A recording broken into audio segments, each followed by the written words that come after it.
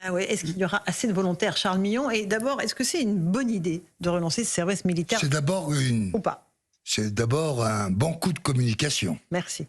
Ça se rajoute à la déclaration du chef d'état-major des armées.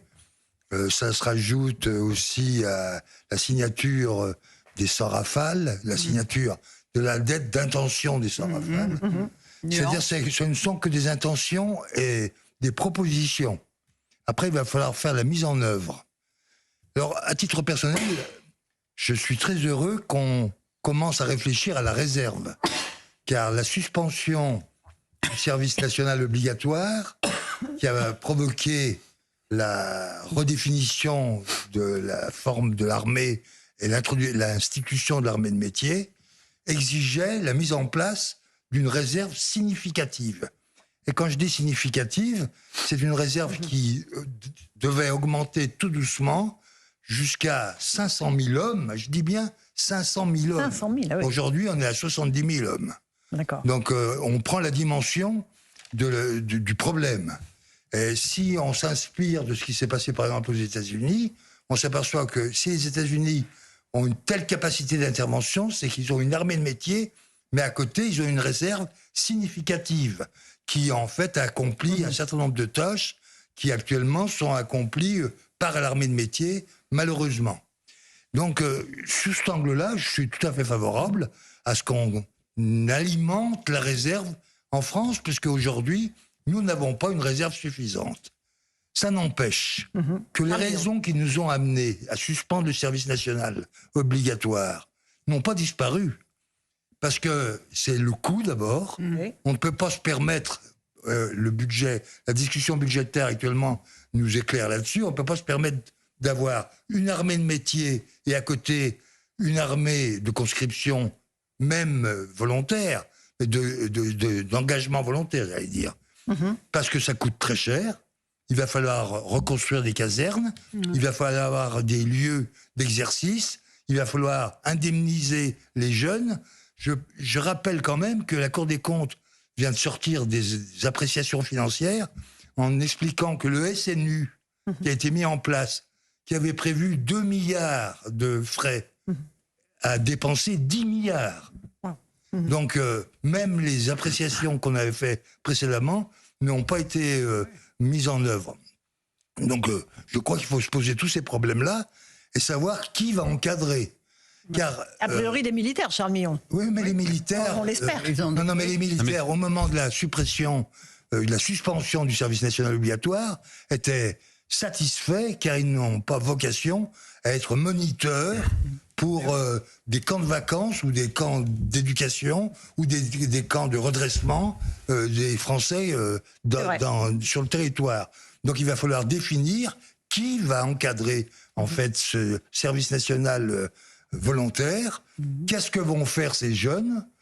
Est-ce qu'on les initie au maniement des armes, ce qui serait à mon avis tout à fait normal et conforme? C'est prévu, pour permettre ensuite l'alimentation des réserves.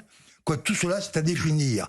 Donc aujourd'hui, je félicite le président pour son coup de communication, mais je suis assez prudent sur la suite, car il va falloir avoir une mobilisation financière, une définition des programmes, une définition de l'encadrement, une définition des lieux où on va installer en fait ces casernes.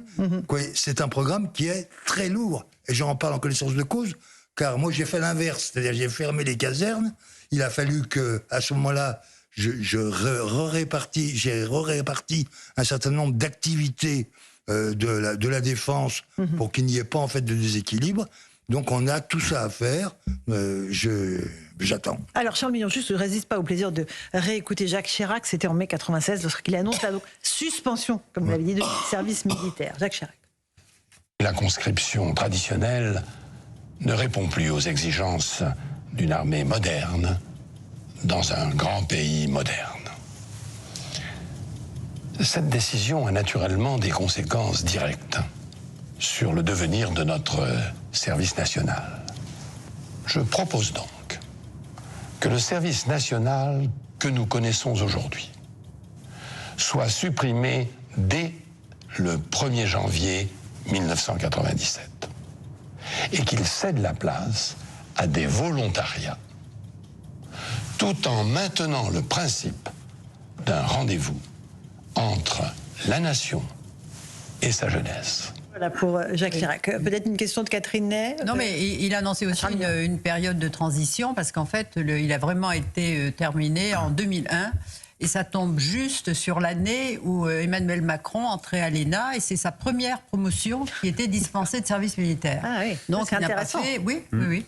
Alors que Jacques Chirac, qui a fait son service militaire en Algérie, d'ailleurs est parti 3 jours après son mariage, il plaît que la lune de miel a été brève, et après il ne voulait pas rentrer. Il ne voulait pas rentrer, il avait la vocation militaire et c'est le patron de l'ENA qui a été le chercher avec 2 gendarmes pour qu'il vienne faire ses études. Vous voyez, tellement il était fan à Mili. Magnifique. C'est Vous exact. confirmez, Charles Millon? Oui, bien sûr. Jacques Chirac m'a raconté cette histoire 10 fois pour m'expliquer son attachement à l'armée.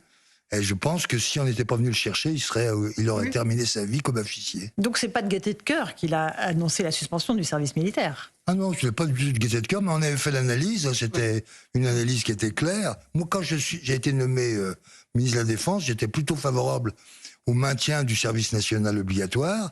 Et quand j'ai en fait analysé le dossier, vu les réactions de la jeunesse de l'époque, vu les réactions des armées, j'ai vu en fait qu'il était difficile de continuer un service national obligatoire. Mais aujourd'hui, on reproche, on dit mais c'était une erreur de l'avoir arrêté. Quand on regarde l'état de la société, l'état de la jeunesse, on dit c'était le seul endroit où il y avait de la mixité, où les jeunes se parlaient, il y avait un tronc commun. Non, d'abord, il n'y avait pas de mixité. Il n'y avait pas de mixité. Il n'y avait plus de mixité. À la fin, d'accord. Avec tout le système tel qu'il était, il y avait ceux qui se planquaient en étant en fait dans les bureaux ou au service des officiers supérieurs. Il y avait ceux qui étaient réformés ou qui étaient dispensés et qui étaient donc renvoyés. Et on voyait en fait un certain nombre de jeunes qui ne pratiquaient pas, par exemple, le français et qu'on les exemptait parce qu'ils n'arrivaient même pas à comprendre les ordres. Et puis en fait, il y avait le cœur et le cœur avait ce qu'on appelle l'affectation rapprochée. Ça avait été créé par le ministre de la Défense Debré. Et à mon avis, c'était une erreur. Il avait permis aux jeunes qui habitaient à tel endroit d'être affectés proche de son domicile. Ce qui était une catastrophe parce que ils partaient tous les week-ends revoir leur famille et le brassage social ne se passait pas. Non. Donc en fait, quand on a suspendu le service national obligatoire, il y avait des vraies raisons. Et la principale raison, en fait, c'est qu'on voulait avoir une armée de métier qui puisse utiliser le matériel moderne. Tout le monde actuellement est étonné par les drones. Mais toutes ces modernisations du matériel militaire, elles commençaient déjà à l'époque. Et on s'apercevait qu'on avait une armée qui ne pouvait pas faire face à cette technicité qui arrivait si on ne la réformait pas. Donc il faut avoir une armée de métier, mais il faut à côté avoir des volontaires en masse pour pouvoir faire face à un certain nombre de situations. Et alors, la proposition qui est faite par le président est excellente pour pouvoir fournir des volontaires, mais je ne sais pas si il va pas falloir prévoir en fait des crédits qui soient à la hauteur. Or, aujourd'hui, je n'ai pas l'impression que dans le budget tel qu'il est discuté au Parlement, il y ait une ligne qui soit prévue. Absolument. Louis Dragnel. Oui, monsieur le ministre, les armées aujourd'hui, 205 000 hommes, 210 000 hommes a priori avec la loi de programmation militaire. Et les armées aujourd'hui, je crois que c'est le premier recruteur de France, 25 000 recrutements chaque année d'engagés. L'objectif, c'est d'arriver à un service militaire volontaire de 50 000 personnes. Est-ce que tout simplement, vous pensez que ce chiffre est atteignable? Est-ce que les armées réussiront à susciter de l'intérêt et des vocations? Charles Millon. Oui, je pense. Je pense, mais 50 000, c'est même pas suffisant. Hein. Oui, par rapport aux enjeux stratégiques, vous voulez dire? Non, mais si on veut avoir une armée qui pèse, Bien sûr. il faut avoir des réserves qui soient très importantes. Les États-Unis, qui sont un modèle dans ce genre-là, puisque eux n'ont pas connu le service national obligatoire, ont une armée de métier et à côté ont des réserves. Si elles peuvent intervenir un peu partout dans le monde, c'est parce que ces réserves tiennent à un certain nombre de terrains qui sont à la charge de l'armée et que l'armée de métier peut intervenir, elle, sur un certain nombre À l'extérieur. Sur un certain nombre d'espaces où il n'y a pas besoin en fait d'avoir des volontaires ou des engagés. Laetitia Guignon, une question à Charles Millon.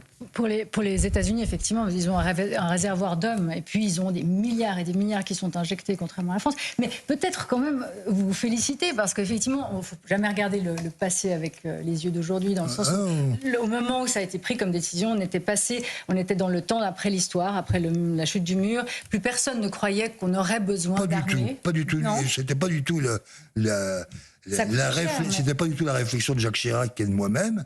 Nous, on voulait en fait une armée qui pouvait être efficace, et qui pouvait intervenir, qui pouvait s'intégrer à la modernisation, qui pouvait prévoir en fait une nouvelle manière d'intervenir, etc. Et on voulait en même temps qu'il y ait des engagés volontaires qui viennent, qui fassent une réserve conséquente, et que ces réservistes puissent, lors d'opérations qui étaient plus importantes, être appelés. Et j'avais même signé à l'époque des conventions avec la CGPME, avec le CNPF et avec un certain nombre de très grandes entreprises pour qu'elles dégagent des cadres et qu'elles ne les mettent pas de côté. Ne les mettent pas de côté, non, mais ne cassent même pas leur carrière, parce qu'ils partent, pour des opérations, certaines opérations, ils partent 1 mois, 2 mois, 3 mois, 4 mois. Donc pour l'entreprise, ça exige en fait une nouvelle organisation. Et vous avez réussi. Et vous avez réussi parce que l'armée française, quelle que soit aujourd'hui, c'est quand même dans les rankings, c'est la meilleure armée d'Europe. Et c'est une des seules armées européennes justement qui a réussi cet aggiornamento dans ces années-là. Je vous remercie de le dire.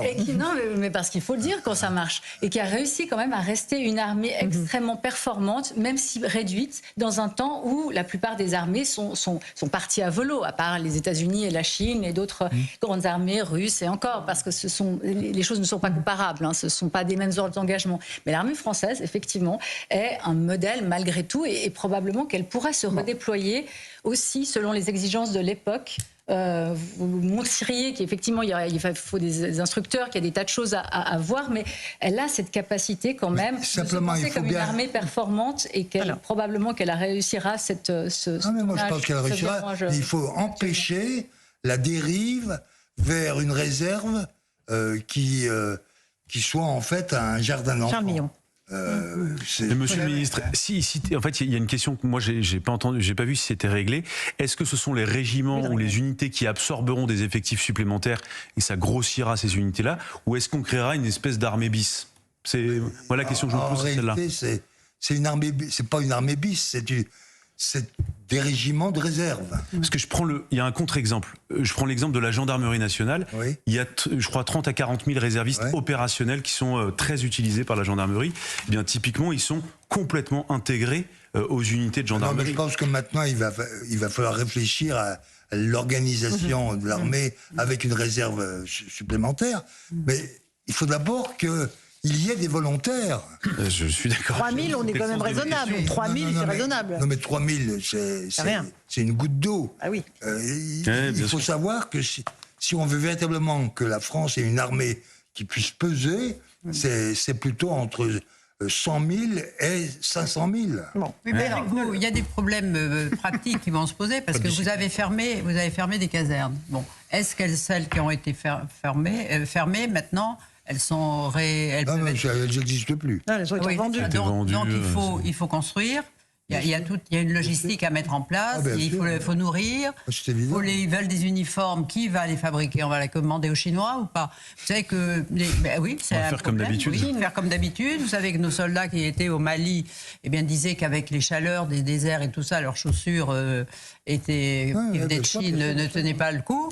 Qu'est-ce qu'on va faire? Parce qu'il y a toutes ces questions-là de logistique qui fait que des jeunes qui sont comme ça, tout feu tout flamme, peuvent être très déçus et à la fois et par l'accueil et par l'encadrement. C'est les problèmes commencent aujourd'hui. Mais c'est une très bonne idée. C'est pour ça que je vous dis qu'aujourd'hui, on est en face d'un coup de com'. Voilà. Oui, mais que j'aurais préféré mais ça fait du bien au moral. On a saisi les instances des armées pour pouvoir préparer en fait ce que le président veut mettre en œuvre. Alors, Éric Nolot a une question. Moi, je constate que je suis le seul sur ce plateau à être prêt pour ce service. Je suis le seul à respecter les ordres du général Ferrari dans les ordres de parole. Vous voyez, moi, je suis dans la discipline stricte. D'abord, vous m'avez ouvert les yeux sur une subtilité, c'est que le président Macron a donc suspendu la suspension du service national. Mais j'ai noté dans votre intervention précédente que vous excluez tout autre objectif pour ce service militaire que de grossir les effectifs de la réserve. Mais pourquoi ne pas en profiter, c'est une idée que j'ai émise tout à l'heure, pour le doubler avec un service volontaire où on redresse les torts d'un certain nombre de gamins à la dérive? Vous avez l'air de l'exclure totalement. Parce que l'armée n'est pas un lieu d'éducation. L'armée, non, mais c'est pas sa vocation. Oui, je suis d'accord avec vous. Il y a des mouvements d'éducation populaire que l'État donne les moyens aux mouvements d'éducation populaire. Ça marche pas, vous voyez bien. Mais c'est pas vrai. Il y a des mouvements d'éducation. Mais c'est des faux. Regardez. Mais moi, j'ai toujours... Mais c'est faux que l'État donne les moyens aux mouvements d'éducation populaire d'assumer leur mission et leurs tâches. Écoutez, ça va des scouts, en allant à des mouvements spécialisés dans le domaine de l'agriculture, dans le domaine du maintien de la lutte contre l'incendie dans les forêts, jusqu'à l'aide aux pays en voie de développement. Il y a plein de possibilités. Non, mais vous me contredirez peut-être sur ce point. Il y a une charte qui est mise en place, qu'il y a un contrôle très strict et que l'on accueille les jeunes et qu'on les forme. Ils sont demandeurs. Vous n'avez qu'à aller dans les camps l'été et vous les voyez. Ils sont demandeurs en fait de sociabilité. Ils sont demandeurs d'aventure. Moi, j'ai entendu dire que dans l'ancien service militaire, le service militaire auprès de certains délinquants marchait très bien et que ça changeait leur. Bien sûr. Voilà. Donc l'armée peut avoir un rôle. Et qu'en plus, ils passaient leur permis de conduire. Mais que l'armée ait ce rôle en plus de leur donner le sens de l'autorité, le sens de la discipline. C'est une chose, mais il ne faut pas que ça soit la tâche principale. Non, bien sûr. C'est accessoire et annexe. Une dernière question concernant le contexte dans lequel nous sommes, Charles Millon. Tension avec la Russie. Le président Macron évoque carrément l'éventualité d'une confrontation. Est-ce que ça s'inscrit, cette communication gouvernementale et du chef de l'État s'inscrit là-dedans, pour vous? Si elle s'inscrit là-dedans, c'est triste. Parce que on n'utilise pas en fait des institutions qu'on est en train de rénover pour pouvoir participer à un débat politique qui est là, mais qu'on ne doit pas alimenter avec des réformes de fond. Mais il y a un risque de conflit quand même. C'est deux choses. Il y a un risque de confrontation un jour sur le sol européen. Charles Millon. Je pense qu'il faut s'y préparer, mais je ne sais pas si le risque est imminent, comme semble croire le président. Je pense qu'il faut que la France se prépare à toutes les éventualités. L'état-major des armées constamment révise ses plans en fonction des menaces qui apparaissent. Le ministre est là pour pouvoir inciter des études ou des mises en place ou des réformes pour que ça soit adapté au temps. C'est la mission en réalité de l'état-major. Merci beaucoup Charles Millon d'être venu ce soir dans Punchline sur CNews et sur Europe 1. Merci à Laetitia Guinan, Louis de Ragnel, Catherine Ney, Éric